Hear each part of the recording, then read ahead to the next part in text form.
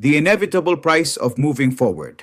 There is something I learned a long time ago, a lesson not studied in books, but engraved into the skin through blows, failures, and sideways glances. When you start moving forward, you make people uncomfortable. Movement is disruptive by nature. As long as you stay inside the mold, follow the current, and accept the script others have written for you, you remain invisible, and therefore accepted. But the moment you decide to step out of line, the environment reacts. When you grow, you make people uncomfortable. Your evolution becomes an involuntary mirror reflecting the comfort zones, stagnation, or unfinished business of those around you. Your progress is not always celebrated. Often it is interpreted as a silent threat to the status quo of others. When you expose yourself, you make people uncomfortable. Stepping into the light, showing your work, defending your ideas, or simply raising your hand requires a level of courage most people prefer not to embrace. That is why, the moment you decide to learn, evolve, publish, build, teach, speak, create, and stop hiding, opinions automatically appear. The world is full of spectators acting as judges who have never stepped into the arena. The moment you decide to become the protagonist of your own story, instead of merely watching from the sidelines, the background noise becomes louder. And yes, in this digital era, the phenomenon has evolved. Fake accounts appear. Empty profiles, silent watchers, faceless avatars with generic names, and empty bios who become snipers of other people's self-esteem. People hiding behind screens to criticize, monitor, mock, judge, throw emotional garbage, or try to contaminate what others are building. It is the tribute mediocrity demands from talent, the toll you pay for having a voice in a world full of echoes, the sovereignty of inner peace.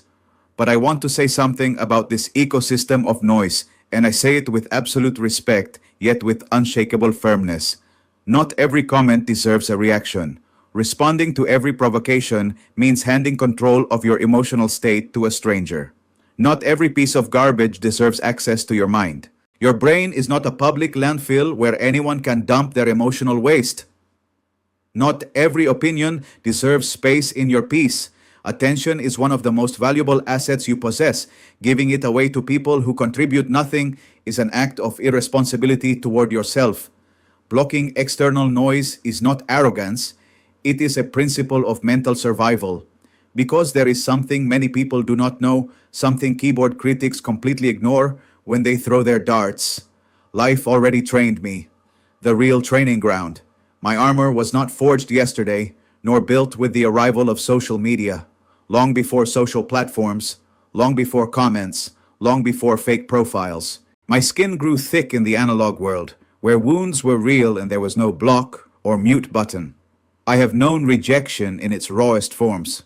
I have known abandonment when I needed support the most.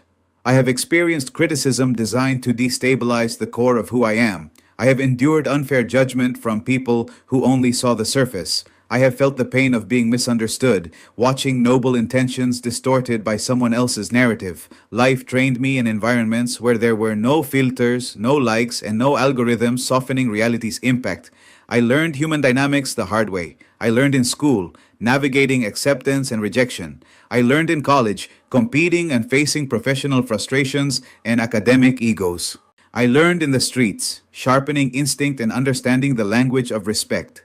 I learned by witnessing hard realities, the kind that strip away the privilege of complaining and force you to mature quickly. I learned in environments where pressure was real, where mistakes cost money, time, or valuable relationships. I learned in difficult conversations, looking people in the eyes and standing firm even when my voice trembled. I learned through falls that felt final. I learned through losses because defeat is often a greater teacher than success. I learned by standing back up, quietly brushing off the dust without asking for pity. I learned in the real world where character matters more than appearance. That is why today, when I see a digital attack, mockery in a comment section, or anonymous sabotage, I cannot help but smile internally. Those raised in storms are not frightened by digital rain. The anatomy of the critic. Through this journey, I learned something fundamental. Empty criticism almost always says more about the person giving it than the person receiving it. Insults, projection, and mockery are involuntary confessions of the critic's own wounds. Because healthy people are not obsessed with tearing others down. Someone who feels fulfilled, who loves their life, and respects their own process has no interest in sabotaging someone else's garden. A person with purpose does not spend time spying on others just to attack them. Time is too valuable for that. Focused people build, they learn, they work, they grow, they contribute. Creators are too busy creating to obsess over what someone else is doing, unless it is to learn or collaborate.